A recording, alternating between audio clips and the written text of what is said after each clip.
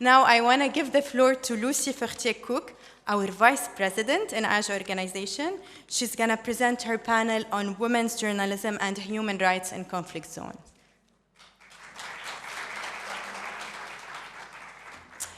Thank you so much, Sarah. Thank you. I am really delighted to be with all of you this morning in Erbil and to be able to open finally this first panel discussion in such good company.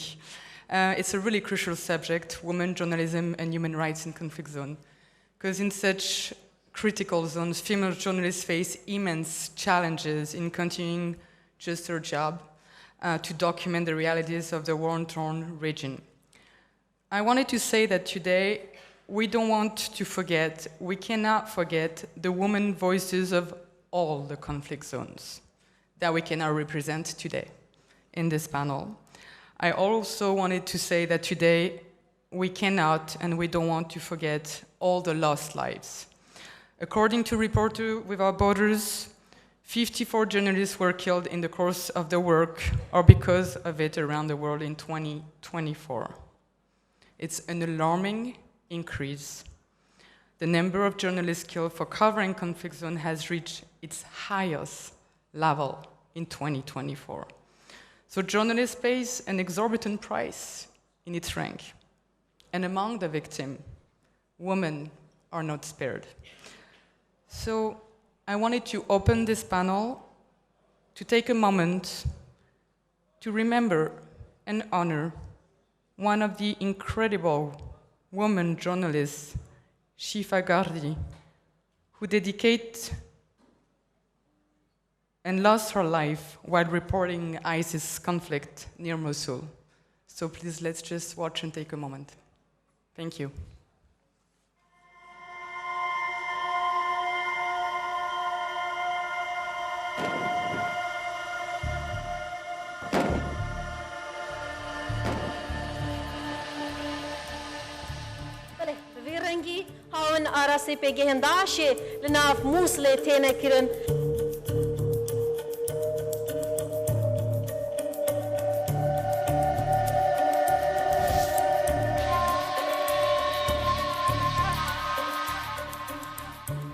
Shifa Gardi was born in Kurdistan in 1986. Her family had suffered years of oppression under the former Iraqi regime. They lived a life of hardship and often as refugees. Though she came from one of the most beautiful parts of Kurdistan, Shifa saw little of the environment her family had lived for generations. War forced her family, as did many others, from one place to another. Shifa attended elementary school in the town of Basirma near Erbil and finished high school in Harir, where she was involved in student activities and became a member of the student union.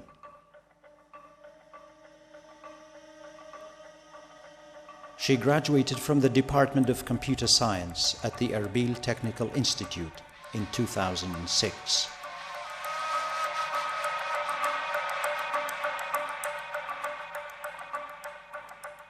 After graduation, she found a job as a news anchor at the newly established Zagros TV. ئەمە چی وای لە تۆ کردو لە کۆمەڵگایەکی داخراوی وەکو ئێمەیە کچێک وەکو ئەستێرێک دەرکەوی و بتەوێ بگەشەیتەوە کێ هاندەرتە کێوەت لێ ئەکا کە تۆ بیتە پێشەوە ئەویش هەمیشە ناوی باوکو و دایکی ئەهێنا بەتایبەت باوکی ئەوێت باوکم زۆر لە پشتمە. In 2009, she joined the Institute for War and Peace Reporting and with a team of young reporters published a daily newspaper on the elections.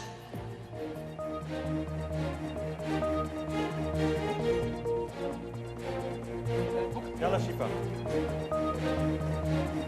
اسمك حلو. 3 years later, in 2012, a new chapter in Shifa's life began.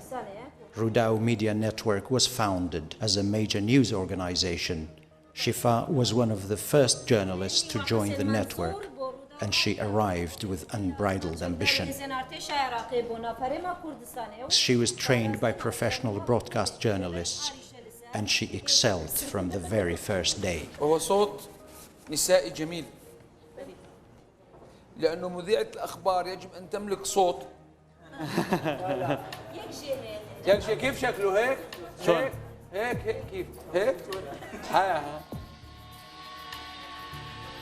Less than a year later, and on the launch day, Shifa became the face of Rudao TV and presented the first news bulletin in May of 2013. Working in the newsroom nurtured Shifa's love for media work. She pursued journalism studies and in 2014 received a bachelor's degree in journalism from Salahdin University in Erbil.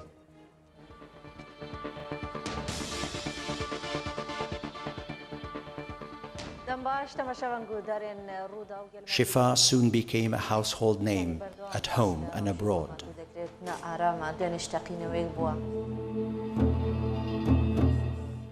Shifa was courteous to friends and strangers alike, and in her line of work she was driven by an immense respect for quality of work, objectivity and time. Recognizing her leadership skills, Rudao Television promoted her to run the output department. She was put in charge of all content that aired on radio and television. She took on this daunting task and huge responsibility with vigor.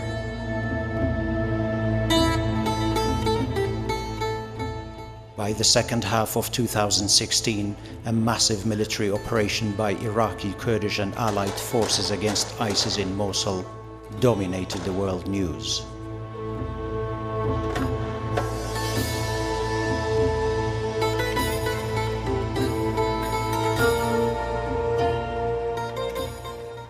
Shifa Gardi was long prepared for this day. She embarked on covering the war and its aftermath, and she designed her own special program, Focus Mosul. الشفاء جديد برنامج فوكس موصل دا بجرافيكو دا تاينو ورجلينا سر موصلة أشكال دكم وتقل شارع زين سر بازي واستراتيجي وانزان ياريان شروع Focus Mosul combined field reporting with in-house interviews with men in uniform, victims and eyewitnesses. Attention to detail, research and her passion for the job made her show a big hit. Shifa never lost sight of the human side of this devastating war. She walked side by side with soldiers into the battlefield, and she stood on the road to meet women and children who fled the violence under fire. A mass grave in the outskirts of Mosul was of particular interest to her. Khasfa was a deep natural pit, which ISIS militants had turned into a mass grave for hundreds of people killed in cold blood. On February 25, 2017, Shifa was led by a group of Iraqi fighters to the site.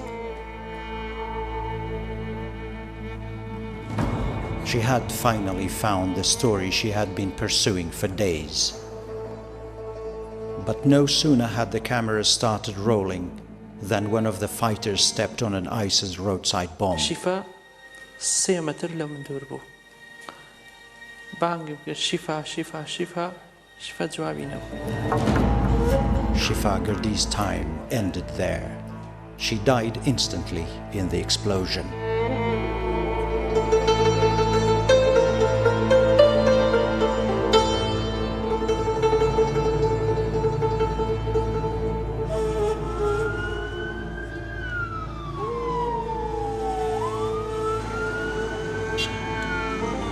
The death of Shifa Gardi broke the heart of a nation, and the community of journalists lost one of their brave members.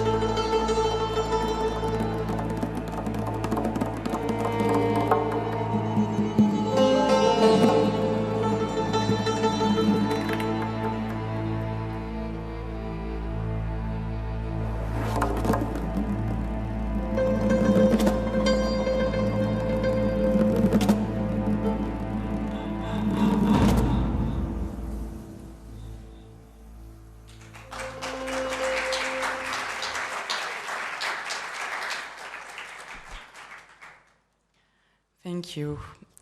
We have to remember these journalists' lives, their incredible work, their commitment. They leave traces, and their voices still echo with us today. So to discuss this morning, we have the pleasure and the honor to welcome 4 women journalists coming from 4 different zones, from Lebanon, from Palestine, from Syria, and from Yemen. They and their teams take every risk to defend freedom of expression and keep us informed. I invite all of them to join me right now and take a seat. Wedad al-BADAWI, journalist from Yemen, thank you so much for being here. Adil Arja, journalist, founder of Tiny Hand and co-founder and senior editor of Frontline in Focus. Thank you for coming, take a seat. Munya Dweik from Palestine, office manager of Roya TV, and Acil TABBARA, Agence France Press, Lebanon and Syria bureau chief. Please just take a seat. Come on. Yes.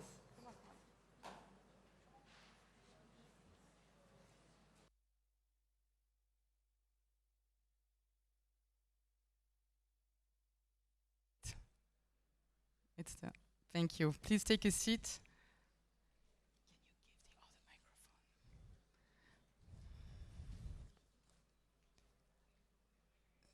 Thank you very much for being here. We have some little equipment coming for you. Thank you all for joining. We are really pleased to welcome you and to open up a subject of this highest importance, covering the truth and human rights in war zone. When you are a woman and a journalist, what does it mean? What does it entail? You come from a region where it's exceptionally challenging to be a woman, to be also a journalist. So maybe we can start with you, Acil TABBARA. You have a long experience of journalism in the region.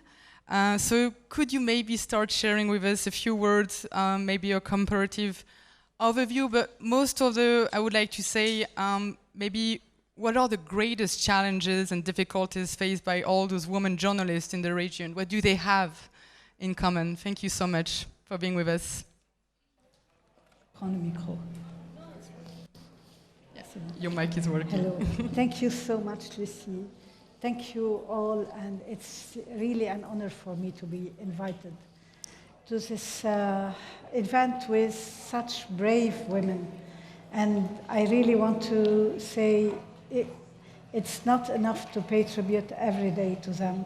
I think that Lebanese, Syrian, Iraqi, Yemeni, other Arab journalists have paid a very high tribute to the profession.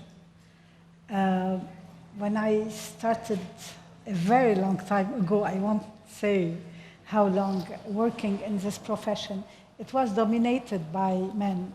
Today, we have many more women who are putting their life at risk, working on the front lines, working in difficult conditions, facing threats, facing intimidation, facing sometimes a very traditional society, but they are doing their job. Many of them are being killed. I think only for Palestinian women, 29 were killed since the beginning of the Gaza war, so which is an incredible number. In Lebanon, in 2024, 1 woman was killed by Israeli shelling in South Lebanon. One of my colleagues, Christina Asi, was also wounded. She lost her leg. She was amputated. So it's a very high price to pay for the profession. So thank you. Thank you. Yeah, we can hear you, but maybe you can just put your mic just a bit closer. Thank you so much, Acil. Maybe, yeah, just like this, just here. Yeah, exactly. Thank you so much. Maybe just to tell us maybe just a few words about Lebanon, where Lebanon stands in this panorama. What are the advancements for women Lebanese journalists, but what are still the challenges that they're facing maybe? Is it better now? Better. I think that Lebanese journalists have more chance, if I can say, than other Arab women journalists, because the society is more open. So, except for the war that has been going on where we lost one journalist, the main challenges are the fact that in Lebanon, the political power, the economic power, the media are very closely linked. So it makes a lot of pressures, and it is difficult to have independent media. This is for men and women. Women face also the fact that they are very widely spread in the profession, but they don't have access to high position, to leading positions. And I think it makes a very big difference. If they could, it would maybe change a bit the media, lessen the corruption of some media. And also there's a lot of sexual harassment. And this is a problem. Yeah, a worldwide phenomenon that we will also talk about our panel on IA tomorrow. Thank you so much, Acil. I don't know if I can ask, because we have a lot of voices here. We all love all the voices, but we can hear from here a lot of noises. Thank you so much. Thank you, Acil. So maybe we'll just go back on you just after. Maybe moving now in countries also marked by a high level of insecurity due to armed conflict, where the challenges are tremendous, which is the case of Palestine. I hope you can hear me correctly, and we have the translation too for everyone. Munya Dweik, you are the Palestine office manager for Roya TV. What are the greatest challenges you face as a woman journalist, and also I think the leader of a big team of 20 journalists covering such a critical conflict zone? Thank you so much. Thank you. Hi everyone. I will speak in Arabic because maybe I can express myself more. Let's just start say 1 minute peace for all the people who die in this very bad war. Please, if we can stand for 1 minute.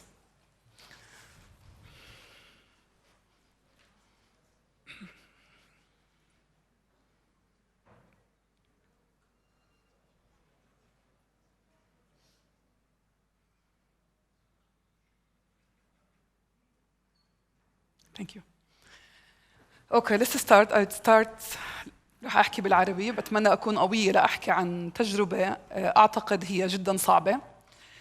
إحنا اليوم نحكي عن سنة وتقريبا 6 ل 7 أشهر من الحرب. أعتقد هي كانت وما زالت أصعب حرب بتمر على التاريخ البشري.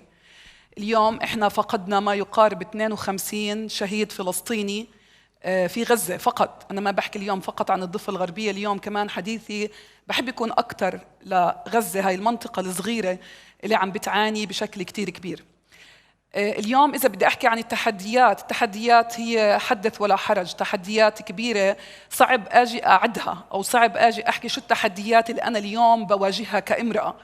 أنا امرأة مديرة لمكتب في 20 موظف بيشتغلوا فول تايم، وفي موظفين بيشتغلوا أيضاً على قطعة. أنا عندي 4 صبايا وشاب. فاليوم إحنا لما بنحكي كمنيا، اليوم التحدي كبير، التحدي أصعب ما يمكن أنه يتخيله عقل باللي عم بيصير على الأرض في فلسطين. فلسطين اليوم بتمر في أكبر كارثة يمكن عهدناها جميعاً أو سمعنا عنها. تحديات اللي بنمر فيها كثيرة، ولكن أنا اليوم إذا بدي أحكي عن نفسي، اليوم أول كلمة رح أحكيها هو التوازن. كيف بدي أعمل توازن ما بين مسؤوليتي المهنية في نقل الخبر والحدث والصورة والصوت لكل قصة عم بتصير في فلسطين، وما بين العبء الإنساني. لما بحكي العبء الإنساني اليوم أنا بحكي عن ناس لازم أحافظ على سلامتهم وأرواحهم في نقل الخبر. إحنا اليوم ما بنتعامل مع مجرم عادي، إحنا اليوم نتعامل مع كيان شرس ما عنده مشكلة. اليوم إذا الصحفي عم بنقل الخبر اليوم على أرض الميدان، اليوم عم بصور، اليوم عم بحكي إنه بكل بساطة يطلق رصاصة قنبلة ويفجر اللي عم بيصير. إحنا اليوم تحدياتنا كبيرة، تحدياتنا صعبة، ولكن العبء الموجود عندي كمنيا، كقائدة لفريق، كزميلة لهدول الناس. أنا ما بتعامل مع فريقي كمديرة ولا بتعامل إنه أنا بليفل عالي. أنا اليوم مني ومنكم، إحنا اليوم نشتغل مع بعض. فصراحة التحديات كبيرة، ولكن التوازن ما بين عمل المهني والعبء الإنساني للمحافظة على أرواح كل زميل وزميلة بيشتغلوا معي في شغلنا في قناة رؤيا، فهو عبء كتير كبير، مش عبء سهل. احنا التحديات اليوم عنوانها القهر والجوع والعجز، لأنه احنا اليوم وصلنا لمرحلة القهر اللي جواتنا كفلسطينيين كتير صعب. احنا اليوم عم نشوف العالم كله عم بتفرج وما في حدا عم بيتحرك لإنهاء المأساة اللي عم بتصير في فلسطين. احنا اليوم كلنا للأسف عم نكون أرواح وفدا فلسطين، وكلنا فدا فلسطين، ولكن اليوم بدنا حراك، بدنا ناس تقول بكفي للي عم بصير بفلسطين. احنا اليوم وصلنا لمجاعة، احنا اليوم الحرب بطلت فقط هي رصاصة ولا قنبلة ولا طيارات ولا أشياء ما بتخيلها العقل. احنا اليوم وصلنا لمرحلة التجويع. اليوم قطاع غزة حربه هي تجويع، أطفال بيناموا بدون أكل، كبار سن بدون أكل. اليوم ما في أدنى مقومات الحياة في قطاع غزة. إذا بدنا نحكي عن النساء في فلسطين، اليوم ما في أي مقومات ولا أساسيات الحياة بفلسطين. اليوم المرأة هي أم، وهي أسيرة، وهي أم شهيد، وهي زوجة شهيد. اليوم في أمهات ونساء في فلسطين فقدنا كل عائلاتهم. اليوم يمكن هي العنصر المتبقي الوحيد، وما أعتقد في عقل ممكن يستوعب ما يحدث في فلسطين.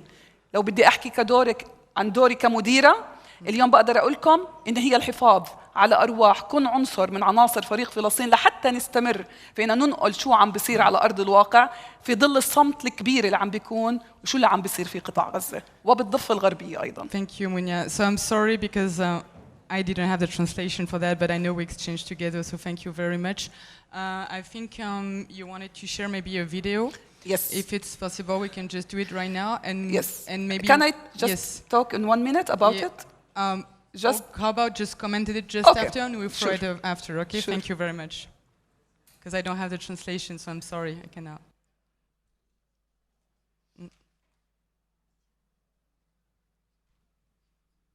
خلي ما تفوتينش لجوا. أيوة. اما انا بقول لك اذا بشوف حالي في الاخبار بايدك اعمله. يوفي اعطيني هويتك بس.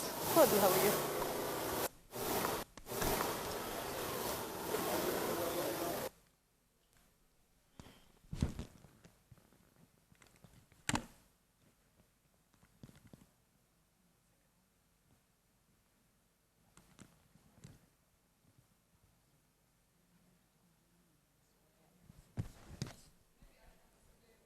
Yeah, thank you, Munya.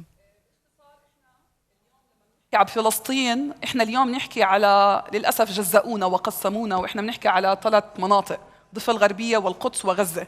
حتى ممرات ما بين هاي ال3 جهات هي كتير صعبة. اليوم تم وضع حواجز عسكرية إسرائيلية لدولة الاحتلال أمام كل مدينة وقرية وبلدة لحتى ما نقدر ننتقل، لحتى كلهم يحشرونا، كل مجموعة من الفلسطينيين ينحطوا في مكان، خلونا كانتونات، بعبارة إن كل مجموعة من الفلسطينيين اليوم موجودين في مكان لا بدهم يطلعوا ولا بدهم يدخلوا، عبارة عن سجن ولكن تتنفس الهواء. ما حدث هون بالقدس، القدس اليوم ما فيها رصاص، ما فيها طخ، ما فيها أي شيء، ولكن اليوم القدس بتتعرض لأكبر استئصال للهوية المقدسية. اليوم المقدسيين والناس اللي بتعيش بالقدس يمنع الصحفي وتمنع الصحفية، وزميلتنا آية الخطيب منعت من تغطية أحداث مع بدء الحرب في غزة في شوارع القدس لأنها صحفية فلسطينية. بكل بساطة بيجي الجندي الإسرائيلي باخذ هويتها ولا أنت ممنوعة من التغطية. معانا بطاقات صحافة دولية وأيضا بطاقات الصحافة الدولية ما بتحمينا، فبكل بساطة أخذ هويتها. المقطع المخفي من الفيديو هون إنه هم تم أخذ آية وتم سجنها لمدة 24 ساعة لحتى فقط من نوع العقاب إنه أنت مش مسموح لك تغطي في القدس. ولكن هذا عينة بسيطة وقليلة وصغيرة عن ما يحدث للصحفيين أيضا في القدس. Okay, thank you very much. I could understand everything this time. Thank you very much. Maybe you wanted to share also how with your team and in journalism how we support each other too, and share with us a second video, I think. So let's just talk a bit about that, and yes. We'll move with after Adil. Thanks. Do you want now? Yeah, go ahead. Okay. We can go with the video. طبعا أنا عندي قاعدة في الحياة إنه الإنسان لما بتشتغل معه حاول يشعر إنه هو إنسان. فمهما نكون في مناصب، وأنا كنت في الميدان وصحفية واشتغلت في الميدان، كنت مراسلة وكنت مذيعة أخبار، واشتغلت ومرت بكل المراحل اللي ممكن يمرها كل صحفي لحتى ما وصلت لمديرة مكتب قناة رؤية الأردنية بفلسطين، وهي مكتبها الرئيسي في الأردن. إحنا كتير بندعم بعض كصحفيين، كتير بنحاول نشجع بعض. على مدار سنة و8 أشهر أو 7 أشهر تحديداً اليوم خليني أحكي، أنا كل يوم صباحاً لازم أصبح على فريق غزة، لازم أقول لهم صباح الخير، طمنوني عنكم، لأنه ممكن إحنا ننام أمورنا تمام بس نصحى على خبر سيء، إحنا ما بنعرف شو ممكن تكون، لأنه بالليل القصف الشديد اللي بيكون ليلاً على سماء غزة هو مش قصف عادي. صدقوني ما في إنسان فيكم ممكن يتصور كمية الصواريخ اللي بتسقط في سماء غزة يومياً وتحديداً في الليل. فإحنا كل يوم الصبح أنا بقوم صباح الخير، طمنوني عليكم، كيفكم شباب، كيف اليوم أنتوا إنجازاتكم، جاهزين، خلينا ندعم بعض. إن الأمور النفسية أنا بعتقد هي واحدة من أساسيات نجاح أي صحفي، لما بيشعر إنه في حواليه دعم، في ناس عم تدعمه. فتخيل صحفي عايش في خيمة بيته انهد، نزح 16 مرة، صدقاً 16 مرة نزح، وفي داخل بقعة صغيرة من الشمال للوسط للجنوب، يرجع للوسط يرجع للشمال، لحتى اليوم قاعد في خيمة. فريقنا هو مكون من شخصين، المصور والمراسل، نزحوا ما يقارب 16 مرة، لا في أكل لا في مي، ما في أساسيات، سوري أحكي حتى دورة المياه مش متوفرة، بدهم يوقفوا ما يقارب ساعات لا يجي دورهم، عشان يحمل جلن مي يغسل وجهه بده يوقف طوابير طويلة. فمهما أحكي عن ظروف الحياة اليومية كتير صعبة، فتخيلوا إنه بيعيش صحفي بكل هاي الظروف، وما في إنسان من خارج هاي الدائرة ما يقول له كيف حالك أو كيف أمورك. جاهز اليوم تصور تقرير، إذا مش جاهز تعمل تقرير مش ضروري. ما في ضروري إنه يكون الخبر على حساب الصحفي. اليوم الصحفي هو الأهم في ظل وضع إنساني صعب عم نعيشه. فكانت الأسئلة اليومية هي بالنسبة لإلي هو يمكن إحنا نقول خليني أحكي الوقود اللي بيقويني أو الوقود اللي بيخليني صامدة لحتى كل يوم الصبح أسألهم وأقول لهم صباح الخير. صدقاً اللي بيصير بغزة شيء كتير صعب، بتمنى تنتهي هاي المأساة، بتمنى تخلص، لأنه ما في أي عقل ممكن يستوعب أطفال عم تحرق، نساء عم تتقطع، عائلات عم تختفي، سجلات مدنية نهت حياة بني أدمين. إحنا اليوم اللي عم نمر فيه هو كتير صعب. فتخيلوا إنه بعد لما وقفت الحرب بنص رمضان بال2025 لا أتفاجأ بفيديو بيجيني من فريق غزة. أنا اللي لازم أقول لهم الحمد لله على السلامة، وأنا اللي لازم أقول لهم سامحوني، ولكن الظرف يعني إنه اللي عشناه كتير صعب والمرينا فيه كتير صعب. وأنا لأول مرة اليوم عم بحكي خلال هاي الحرب بهاي خليني أحكي التفاصيل الصغيرة. فتخيلوا إنه بعد ما وقفت الحرب بنص رمضان ب2025 يجيني فيديو من فريقي بغزة اللي أنا كتير فخورة فيهم، بشكروني. تخيلوا إنهم هم بشكروني، مش أنا اللي لازم أشكرهم، بعد صيف وشتاء وخريف وربيع، بعد نزوح وقلة أكل وعدم وجود مي وعدم وجود أساسيات الحياة، عدم وجود واقيات تحميهم، عدم وجود دروع تحميهم، عدم وجود كاميرات يشتغلوا فيها. تخيلوا كل هاد اللي عم بيمروا فيه وهم اللي يشكروني. فهون أنا حكيت إنه هذا الفيديو ما رح أنشره وما نشرته على صفحاتي لسبب واحد، إني كنت خايفة ترجع الحرب.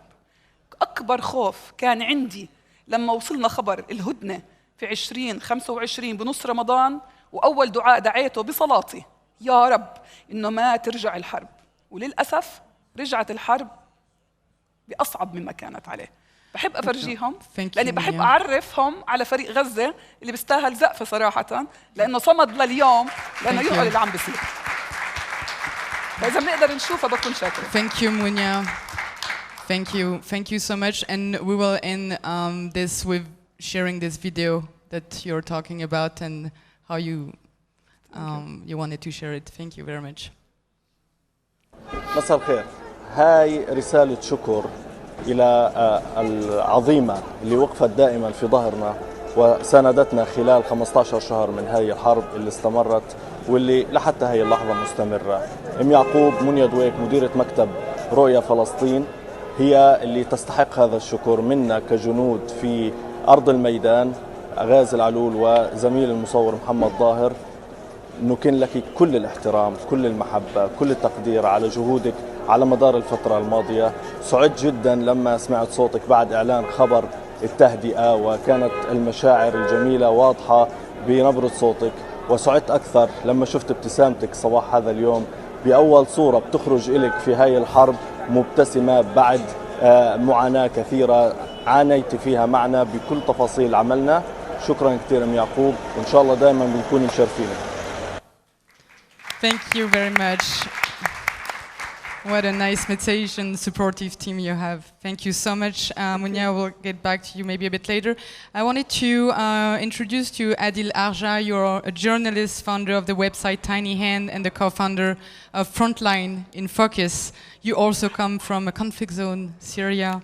And I wanted to talk with you about your challenges. How do you manage right now this historical context in Syria to cover both the past and the present? And also as a woman journalist in Syria, you can be overexposed. What are your strategy? What do you develop to protect yourself, to create safe zone? Thank you very much. Thank you very much. I think it's a little bit hard to talk after what you have shared, because this is so... We are facing this every day, and this is challenges to keep our teams and keep ourselves safe. It's not easy at all.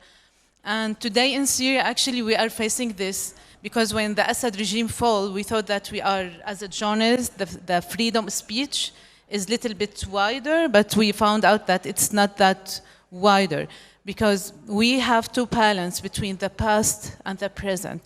And this should come with, this require balance in documentation, accountability, and real-time reporting. And what I mean of real-time reporting, as a journalist working in Tiny Hand, Frontline Focus, collaborating with international media, we were focusing on Assad regime files with issues about prisoners, detainees. But at one point, we found ourselves facing these massacres in the coastal area that we have to work and to cover. In Tiny Hand, we had, for example, like more than 50 interviews talking about children. They were shot in their head, they were killed. And this was very challenging, sensitive, because we have to follow up the news and we need to follow up what is happening, but at the same time, we need to cover what happened in these 13 years of war, 50 years of ruling this country. And we have to approve that journalism today has the accountability, they have the tool to accountability and to follow up what is really happening there. For us, every day is a new challenge to protect our team, to protect ourselves. The most important advice that I keep telling, don't fight with your reports. Don't let them drag you to the social media battles. It's not our place, especially nowadays in Syria. It's very, very bad there, and it's really affecting especially female journalists. Some of them, they took the decision to stop working. Some of them, they even now start posting or publishing reports without their names, which is very, very hard on them. So this is the most important thing. And as I mentioned, the balancing between what happened and following up this news. Yeah. Yeah. Thank you so much. Yeah, we'll talk about violence online too tomorrow, but this is a phenomenon that really target women and women journalists that are really overexposed. Thank you very much, Dilarja. We'll come back to you. I wanted to ask now to Wedad al-Badawi. You are a journalist from Yemen, and to be both a woman and a journalist in Yemen places you at the heart of countless obstacles and risk. What is for you the biggest challenge you have faced as a woman journalist in Yemen, if you can share with us today? شكرا جزيلا لهذا الحضور وشكرا لإدارة الجلسة. في البداية الصحفيات في اليمن والنساء بشكل عام يواجهوا تحديات كثيرة من أجل العيش وليس من أجل الحضور والمشاركة فالبلد اليمن مصنف بلد غير قابل لعيش النساء، فما بالك النساء اللي يريدوا أن يكونوا ناشطات وصحفيات وحاضرات في الوسط العام. كما تحدثت زميلتي هديل، كثير من النساء تركوا العمل الصحفي للأسف من أجل الحماية في اليمن، وكثير من النساء غادروا البلد إلى بلدان أخرى، وكثير من النساء الصحفيات للأسف من أجل حماية أنفسهم في اليمن انضموا إلى أطراف الصراع، وهذا شيء سلبي أن تنضم لطرف معين من أجل أن يحميك من الطرف الآخر، وبالتالي تصبح أداة تابعة للطرف الذي انضممت إليه.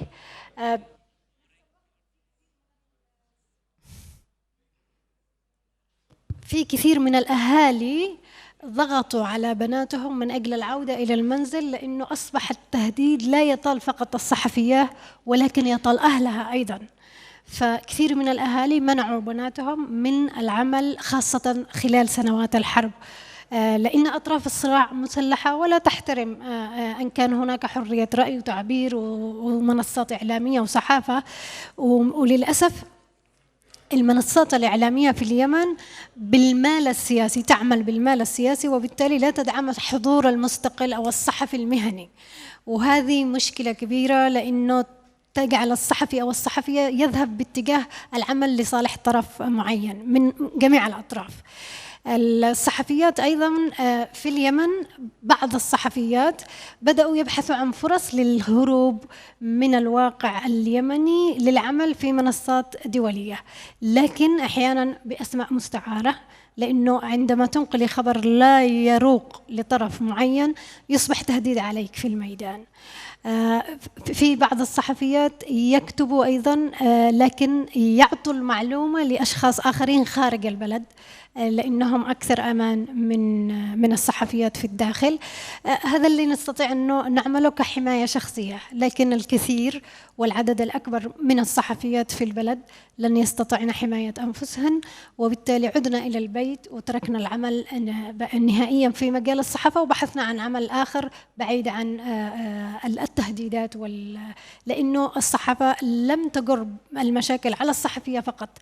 نحن في مجتمع للأسف لا يتقبل عمل الصحفيات والنساء بشكل عام، وبالتالي عندما تبدأ الصحفية بالعمل وتواجه بالتهديد أو المشاكل الأسرة تحملها أعباء كثيرة، أنت السبب اللي حصل لنا، أنت اللي بتتسببي لنا بمشاكل وكذا، وبالتالي يكون هناك ضغوط كثيرة على الصحفيات لترك هذه المهمة الجميلة التي من أجلها يجب أن نضحي كثيرا، لأنه العمل الصحفي ليس من أجل تغطية قضية معينة ولكن من أجل إعلاء أصوات النساء أولا وإعلاء أصوات المجتمع بشكل عام المنطقية ومحاولة وضع الحقيقة في مسارها الصحيح.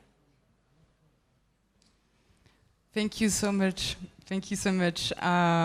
Wow, it is really a lot of multiple sources of risk in general that you just described there. And what I understand too is that ultimately the only form of protection you're going to adopt is just to quit, basically, and to stop your own work, your own job, which is also pretty terrible. Maybe you could just share with us, and then we'll just keep moving on the subject.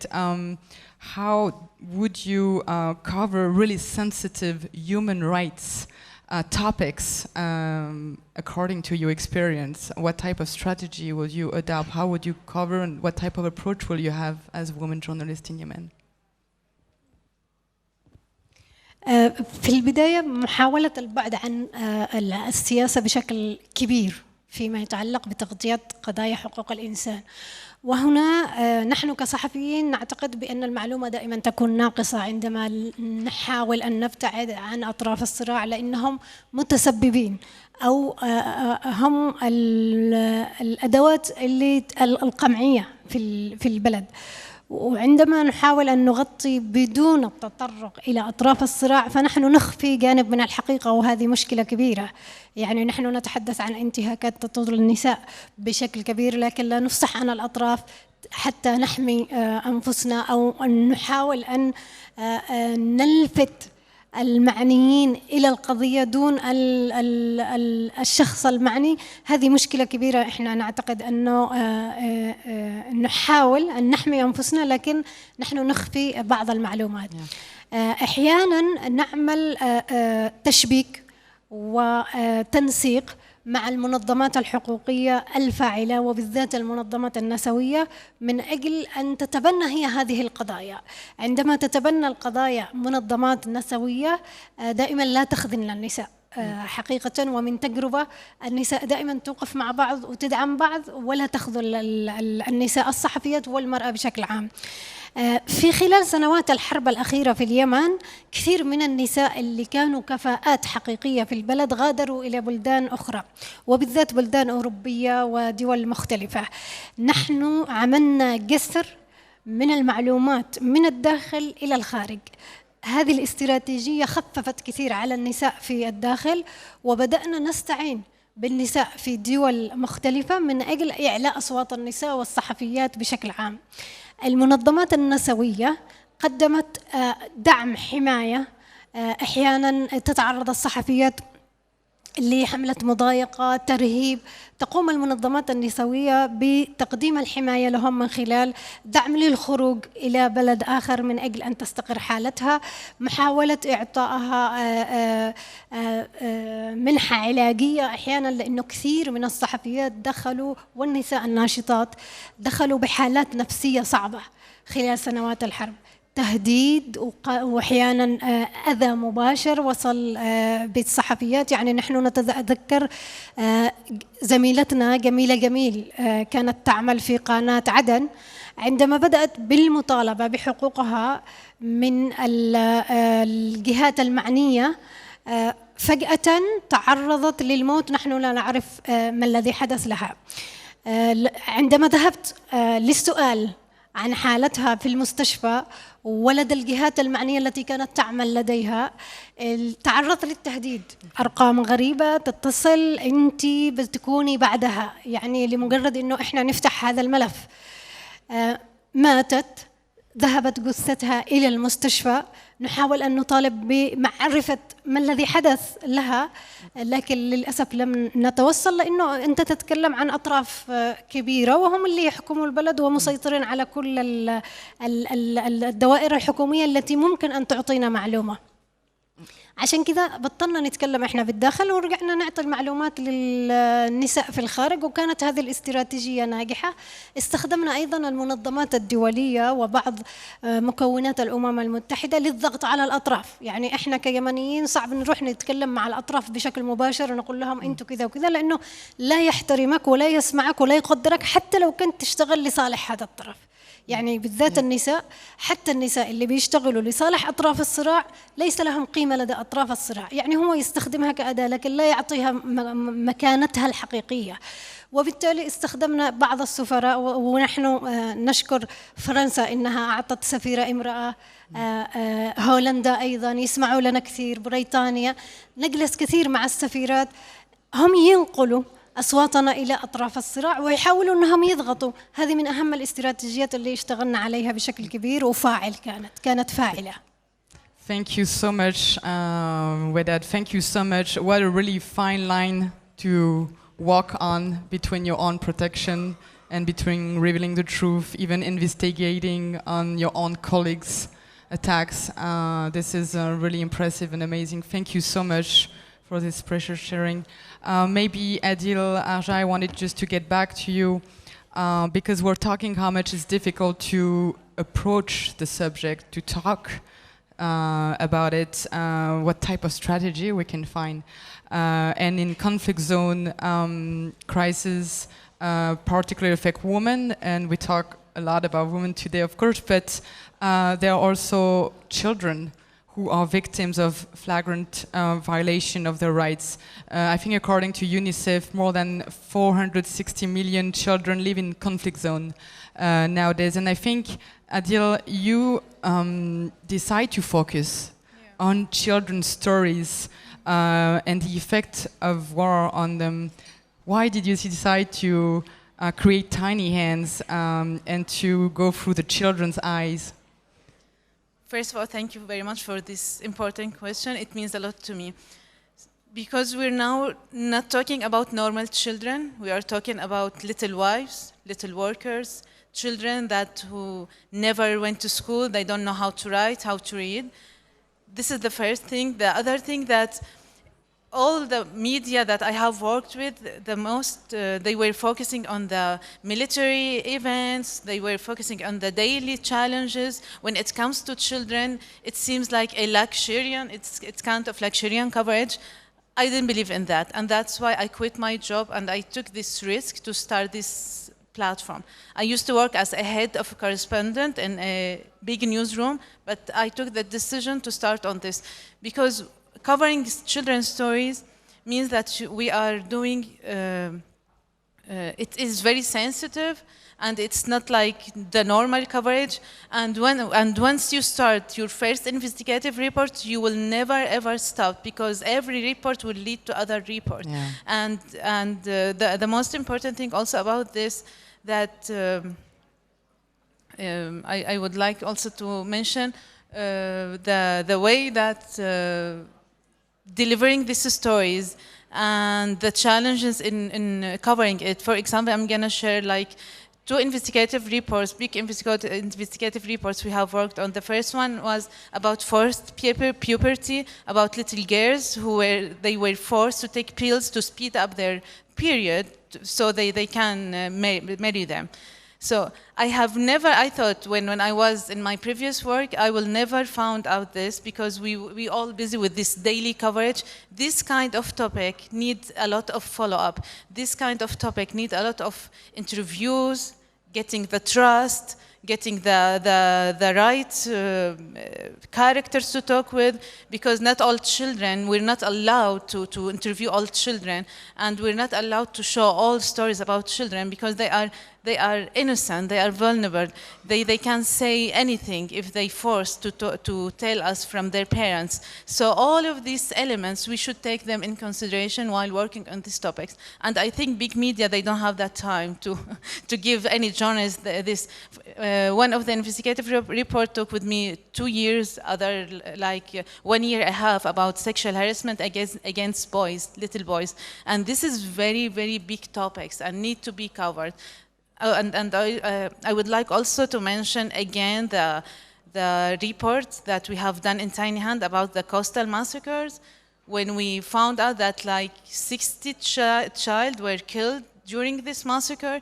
And every time when we started working on this, every time we found a photo posted on Facebook, the comments under it, it's fake, it's not in Syria, this child does not exist, and you know this. So doing this verification, following up these stories, getting the trust from their parents, even hearing this story from their uncle, their mother, talking about little child who were killed, this all very, very challenging and need to be discussed. We sometimes go to the expert to ask them how to interview a traumatized child. It's not easy to interview them. And sometimes we took the decision not to interview the child directly, maybe to interview his sister, his brother, and maybe for one story we might do like 20 interviews to make sure that this story is true and to get all the information about this. That's why it is very important to have this specialist platform about children, because they are, and again, they are not normal child. Maybe sometimes we have done a story with a little girl, she's 12, married, she's a little mother, you know. So all these elements is very important and it's challenging, but most of these stories has an impact, and this is very important for us because we need to raise their voice. Their voice should be heard. I believe that when people see, they care, and when they care, they act. And that's why we do these stories. Thank you so much, Aide. We were just sharing one of your amazing production here online, but also I wanted to mention, because Adil was really modest, but she worked on guidelines, Children First, with the collaboration of International Center for Journalists, how to cover those stories with children. That's exactly what you were just talking about, and give a bit of advice. I don't know if you wanted just to say just one word really quickly about this guideline, because it could be helpful for anyone who wants to cover this type of subject. Actually, the idea of it came from Gaza. We did stories from Gaza. And as a mother, before a journalist, I can never handle a photo of dead body of a child, or doing an interview with a little child coming from under the rubble. And that's why I said maybe journalists, they don't know it's not allowed to do this kind of interviews. And that's why I fought for this guideline. And this guideline, actually, it's an interviews with experts from UNICEF, from photojournalists. He used to work with AFP and Reuters, and he has like 30 years of experience. And I took all their opinions about this, how to cover children's story without violating their rights, because they are violated. And the sad thing that sometimes people, and that's why I hate social media, sometimes people, they think if the video went viral, so it's good, we can copy these things and we can do the same, but it's not. Posting a video of a crying child without a context, it's a red line. We shouldn't do this. Maybe activists or influencers, they do this. They are not journalists. We are professional journalists. We shouldn't do this. And this guideline talked about when to post, what to post. And I think the most powerful photo came from Gaza. This photo of this woman holding her niece, I think, and all faces were covered.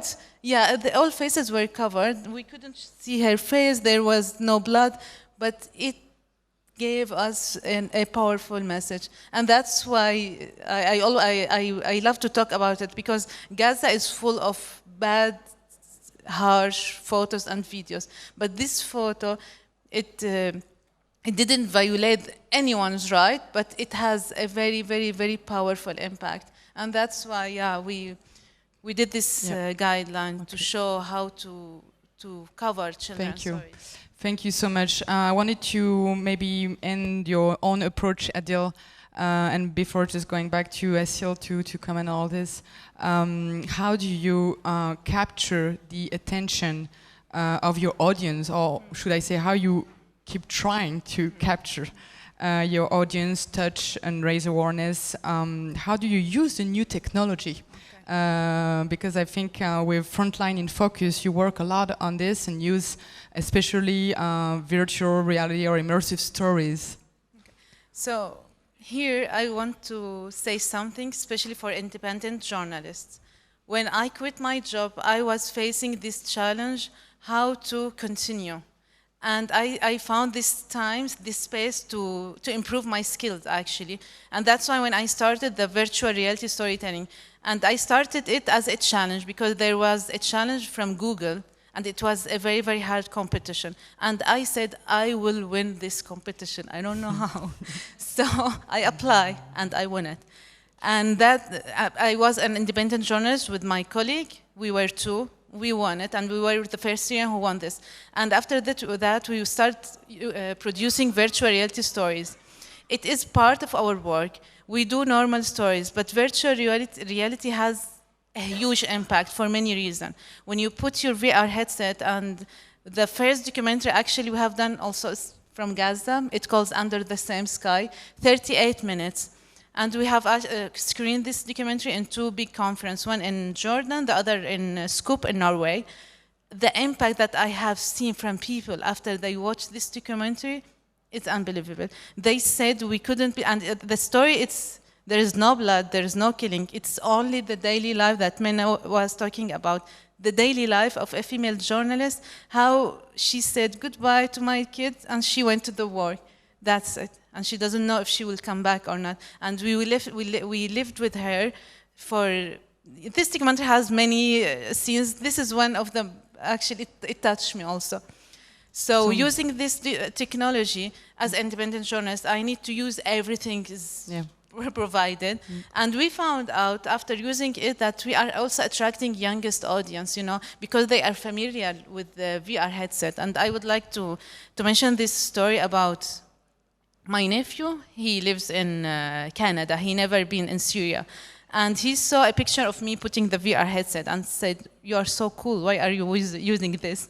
And I said, okay, wait, I'm gonna share with you this short story from Syria, northwest Syria, about man who protect cats. He has this shelter for cats, because I want to give him story, fit his age, he's 13, 14 years. And that was the first story he watched from Syria, and he was very interested in. He said, I'm excited that there's something like this, there's that man that is helping cats, and this is what we are seeing, attracting youngest audience, because the thing that I think that also challenge with the journalists today, we think about what other colleagues think about of our reports, not the real audience, the youngest audience. I think it is very, very important.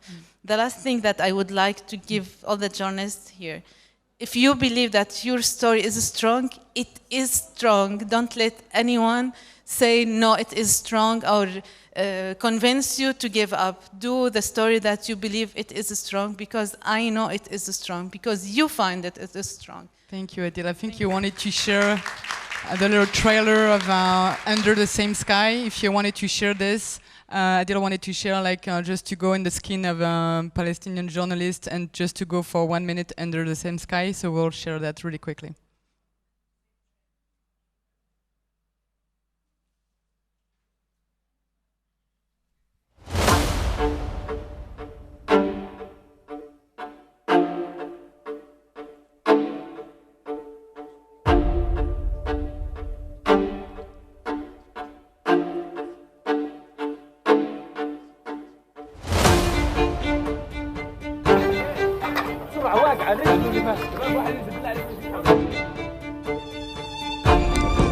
طبعا الآن إطلاق نار بشكل مباشر على الناس العائدين إلى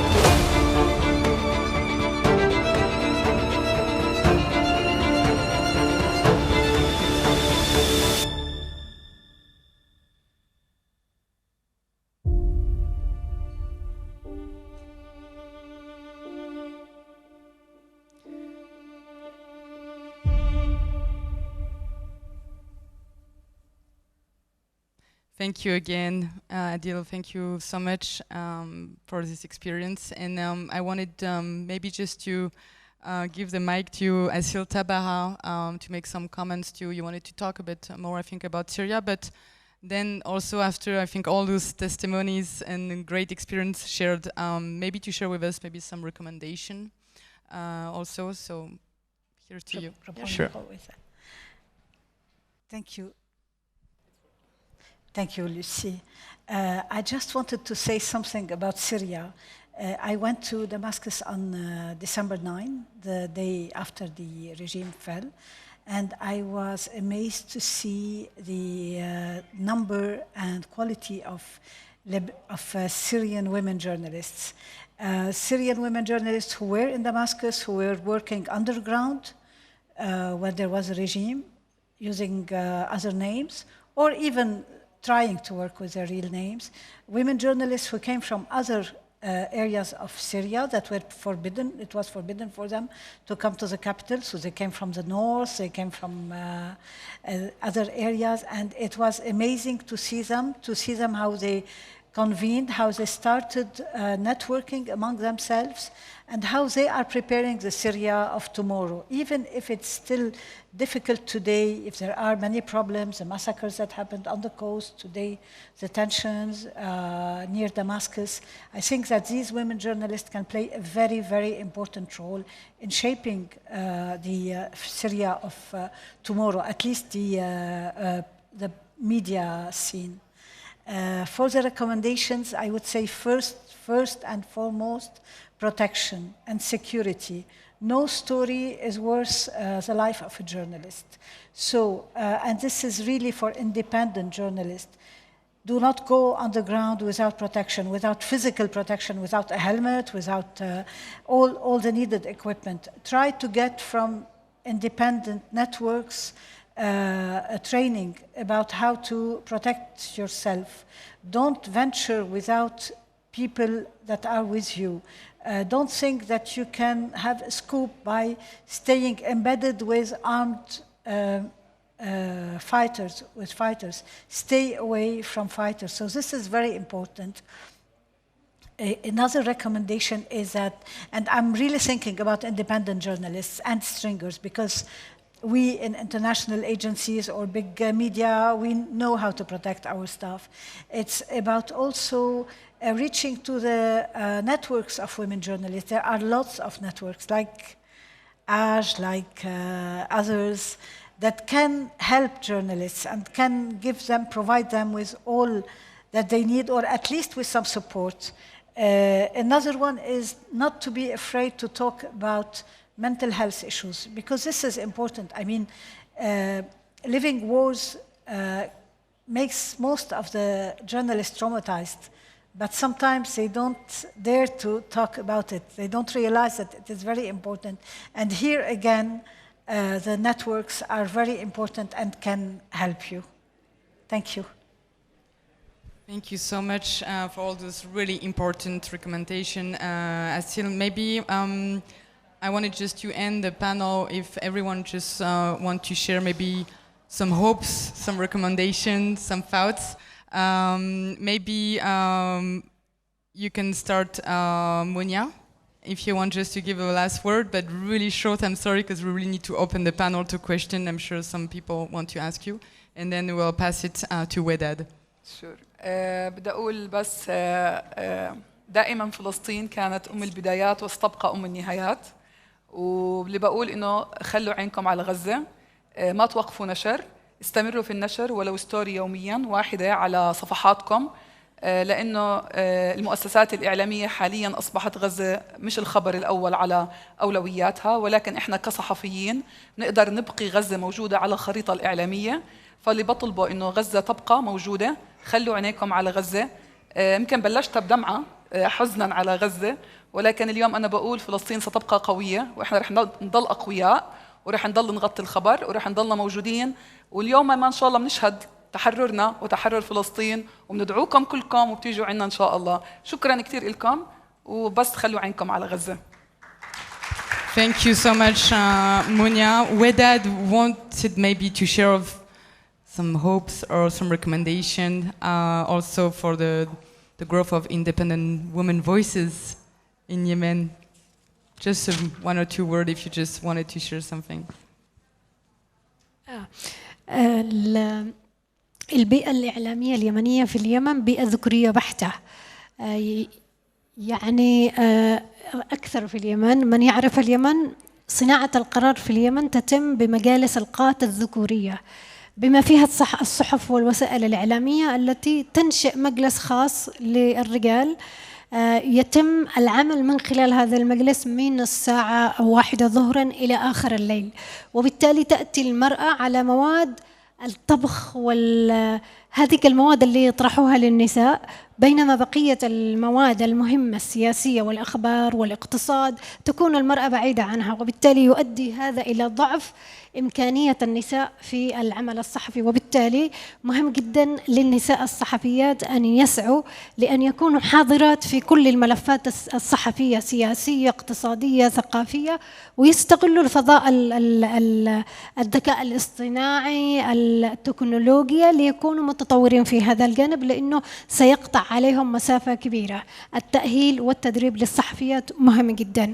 مهم جدا أيضا خلق علاقة وتشبيك للصحفيات اليمنيات مع الصحفيات في الدول الأخرى للتعلم والمعرفة، وأيضا مع الكيانات والمنظمات والمكونات النسوية داخل وخارج اليمن. هذه المكونات هي الرافعة اللي ممكن أنها تسند وتساعد النساء عندما يكون هناك أي إشكاليات.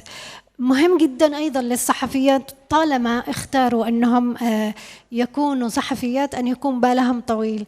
كل يوم إحنا نتعرض لحملات تشويه، إساءة، أحيانا تخوين لمجرد أن أنت مش تبع طرف معين يقول لك أنت خاينة للبلد، يعني هو اللي يحكم. وبالتالي مهم جدا أن تكون الصحفيات بالهم طويل ويتحملوا، هي مهنة المتاعب، هي مهنة المتاعب، وبالتالي يجب أن نتحمل ونصبر من أجل الوصول إلى المعلومة ومن أجل أن نوصل المعلومة أيضا إلى الناس. مشكلة في اليمن أيضا بالنسبة للصحفيات إنه غياب المعلومة الحقيقية. أطراف الصراع حتى المعلومة الإيجابية أحيانا لا تستطيع الوصول إليها، لأنه ما فيش دولة منظمة تستطيع أنك توصلي للمعلومة من خلالها. الصحفيات اليمنيات تحديدا مهم أنهم يشتغلوا على كيف يكونوا مصادر موثوقة ويوصلوا للمعلومات الحقيقية والدقيقة من الجهات المعنية بأي طريقة كانت. يعني لازم من بذل جهد من أجل الوصول للمعلومة، لأنه هذه المعلومات هي سلاحك أنت كصحفية، في مقابل أنه يعني أحيانا ما يشتكش توصلي أنك تكتبي بصفحة مهمة، بس إذا معك معلومة أنت تقدري تفرضي حضورك. يعني أذكر قصة عندما كنت أغطي لصحيفة الجمهورية، حينها كانت صحيفة حكومية رسمية وهي ثاني صحيفة في البلد. حضرت لقاء مهم للنساء مع رئيس الجمهورية وكتبت التغطية للصحيفة. لما جيت اليوم الثاني أشوف الصحيفة ناشرة الأخبار خاص، قلت لهم ليش شلتوا اسمي؟ قالوا لا، ممنوع البنت تكتب خبر خاص برئيس الجمهورية. فكانت بالنسبة لي إنه كيف؟ ليش؟ قالوا لا، ممنوع، لازم يكون رجال صحفي أو من الوكالة، من وكالة الأنباء اليمنية 7. أن يومها قامت قيامتي إنه لا، لازم أني أوصل واكتب، وكان بالنسبة لي تحدي، لازم يظهر اسمي بالصفحة الأولى. قالوا لي إذا على الفلوس إحنا بنصرف لك الفلوس مقابل هذا الخبر. قلت له لا، أني أشتي اسمي يوصل. وبالتالي بنيت علاقات شخصية، صح تعبت وبذلت جهد، لكن وصلت في يوم ما إنه كان اسمي ينحط بالصفحة الأولى، وبعدها انسحبت من الصحف الحكومية والرسمية كامل لأنها كانت كثير تقليدية. شكرا. Thank you so much, Wedad. This is amazing. Thanks for sharing these amazing stories and recommendation. I think with women like you in Yemen, we're in good hands. Thank you so much. Maybe Aide, just like one last word. I'm sorry, we need to close this panel. If you wanted maybe to share some hope you have for and some recommendation, but just really quickly. Thank you so much.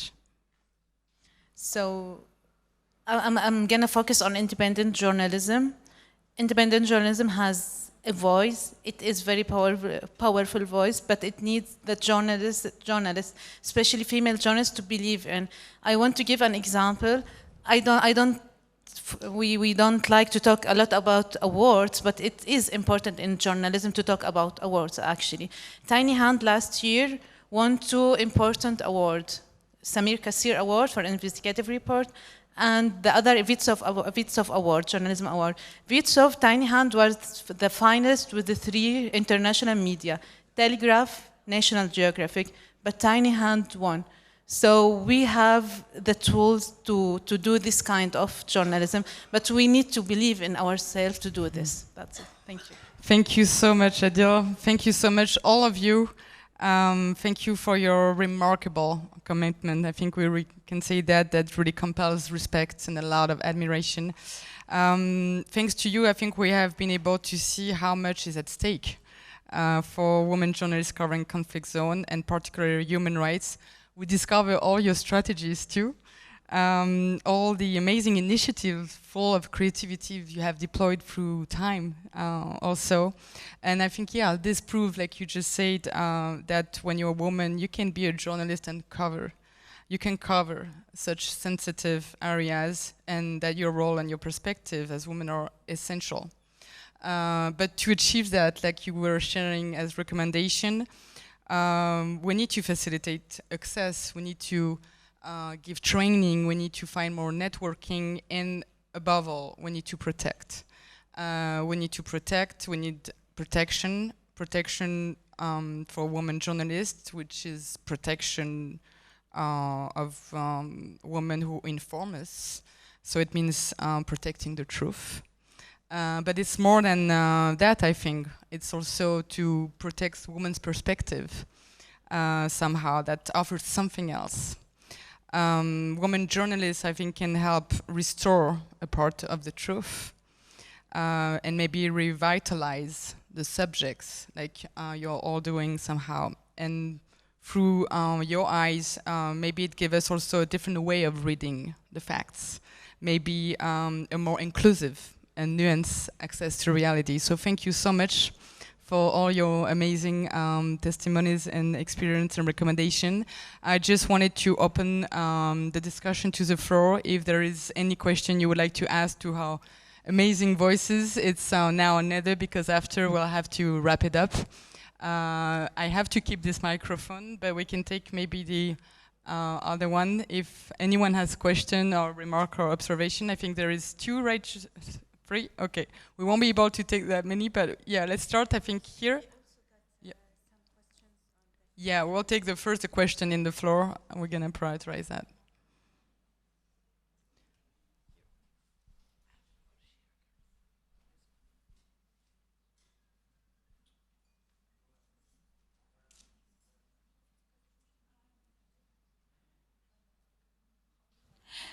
Thank you so much, ladies. Okay. Shibka? Okay.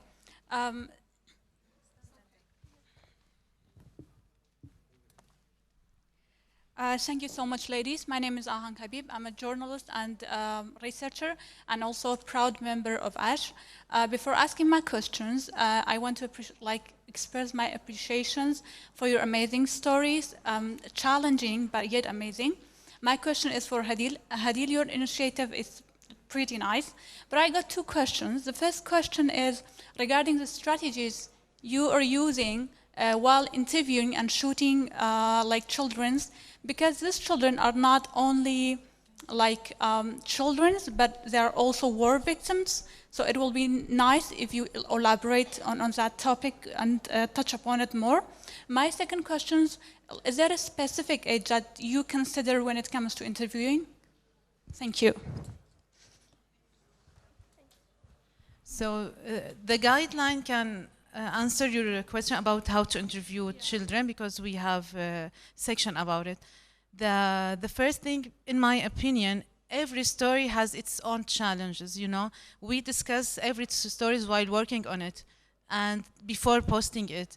We do collecting the consent from adults who are responsible for this child, especially in sensitive stories, actually in every story, because it is very important. As you said, they are little children. They can say everything, you know. They can express everything, and they are already victim of war. We don't want to put their lives in danger or risks, especially in child recruitment issues, sexual harassment. All these topics is very, very sensitive. The most important advice, to keep their identities hide, even if all people, audience, they said you should reveal this name to believe your story, you will never ever do this, because you will put his life, her life in danger. And for the question parts, it's in the guideline. Actually, it's available in Arabic and in English too. Thank you.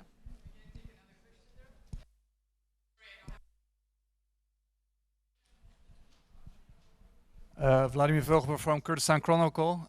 Very small remark is that we mentioned female journalists that sadly died in the conflict from Yemen, Palestine, but we didn't mention from Kurdistan. And it also would have been good to have like a Kurdish female journalist on this panel. Apart from that, I had a question to Hadil about Syria. So what we have seen now, we have a more Islamist governments in Syria, and I also saw that in one of the press conferences they actually separated the female journalists from the male journalists. What do you think are the main challenges now? The main challenges now for female journalists in Syria after the fall of the Bashar al-Assad regime? What are the main challenges you see, for instance, in reporting on the ground as women? Because, for instance, you have all these fighters that are like, for instance, you saw in the past in Idlib. I think it was very difficult for female journalists to work. So how do you see that now? Does this pose, is it now more difficult? But I think, of course, under the Assad regime, it was very, very difficult because it was a dictatorship. But what do you see now, the challenges of this, for instance, new Islamist governance? Thank you. Very much. I'm just going to give just the beginning of the answer and give it back, the mic to you. It was to react because I think it's really important to mention that I think women are really underrepresented today on this panel. I mean, like I said at the beginning in the introduction, we cannot forget about all the women journalists of all the conflict zones in the world, and it's obviously impossible to cover it all, but they deserve, every single voice of women journalists deserve to be heard, and we have to work more on that, just to gather like we're doing. It's just a start, like Shaida Esami was just like mentioning at the beginning, to gather, to collect all the voice and be able to raise all the voices, and that's what we're doing in Aide. We're the Voices Without Borders. So yeah, of course, we had first voices today, but we'll keep doing that. That's why I just wanted to mention, to be clear. Thank you, Adil. If you wanted to have a quick answer to take another question, then we have to wrap it up. So we admit it is a very big challenge we're facing as a female journalist, of course, and I think all journalists facing these challenges, especially female journalists. For me, I have been covering the war for like 13 years.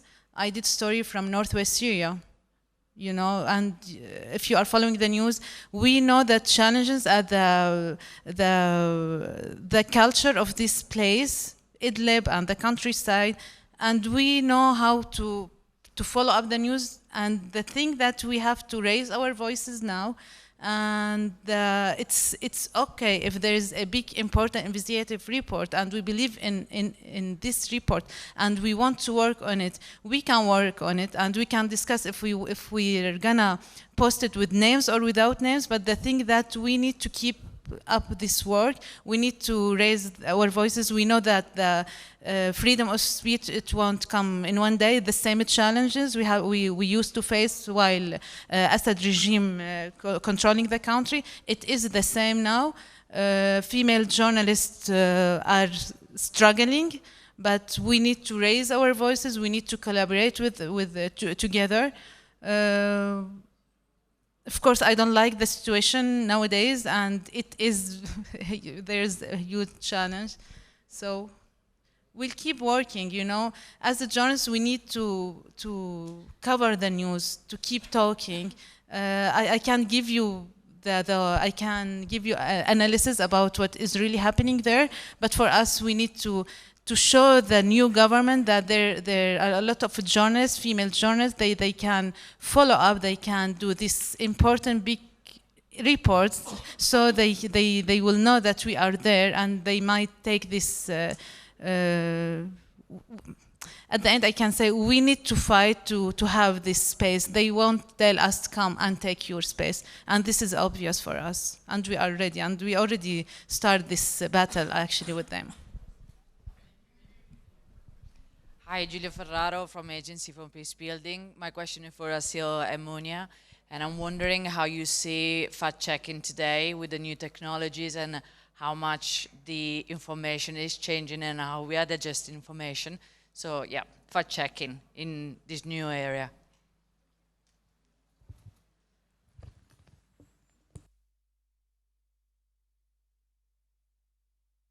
Sharing everything, as you can see.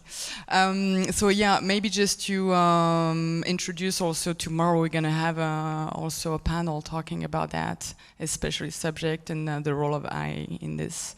And also new tools that can help the journalist woman to do fact-checking with the Dalil project that is present here in this room.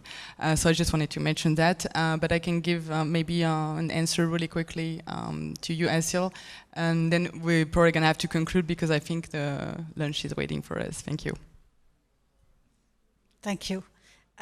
Yes, I suppose you know that the AFP has been really one of the pioneers in fact-checking. And we have a special unit for the Arab world also. So it's very important to fact check because the false informations, the rumors and everything are really affecting the way people see what is happening, and they are fanning the flames of conflicts.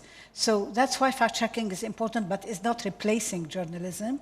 A problem, I think, for the fact checking today is that For instance, Meta has reduced its funding for fact-checking, so this might affect the fact-checking in the world. But I think, each journalist must do his own fact-checking first when he's writing a story, but when you see videos or images that are widely circulating, it is important to make sure they are not fake or they are not related to another conflict. I give it to Manya.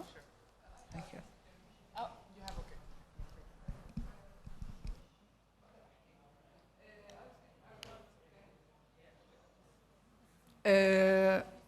طلع هلا الصوت. في صوت. هيك تمام؟ هيك تمام؟ اوكي، هلا بضل لو بدي احكي على فلسطين كفلسطين صراحه انك التحقق من الخبر الموجود هو شيء كثير صعب.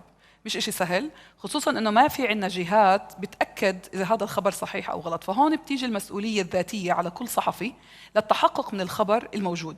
على سبيل المثال إذا أجانا خبر من غزة عن قصف خيمة الصحفيين اللي كانت قبل أسبوعين، لما وصل الخبر إحنا كنا خايفين إنه يكون الخبر مش صحيح، فعملياً أول تليفون لازم يتم إجراءه هو الحديث مع فريقك الموجود في هذه المنطقة.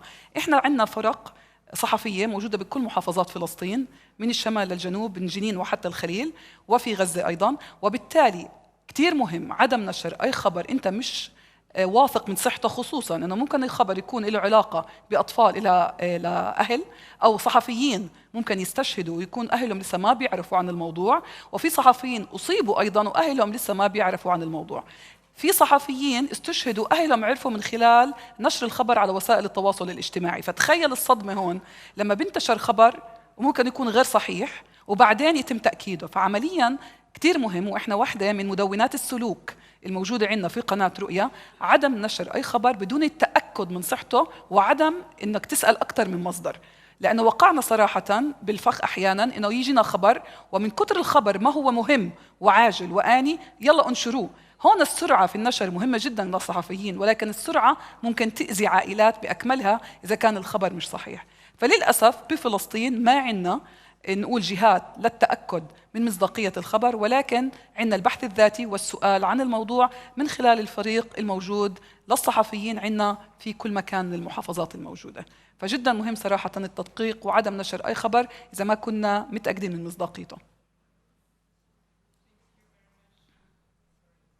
Thank you very much, Munya. So we're going to have to end this panel. I'm sorry, we probably can keep discussing this during the lunch break. Thank you so much.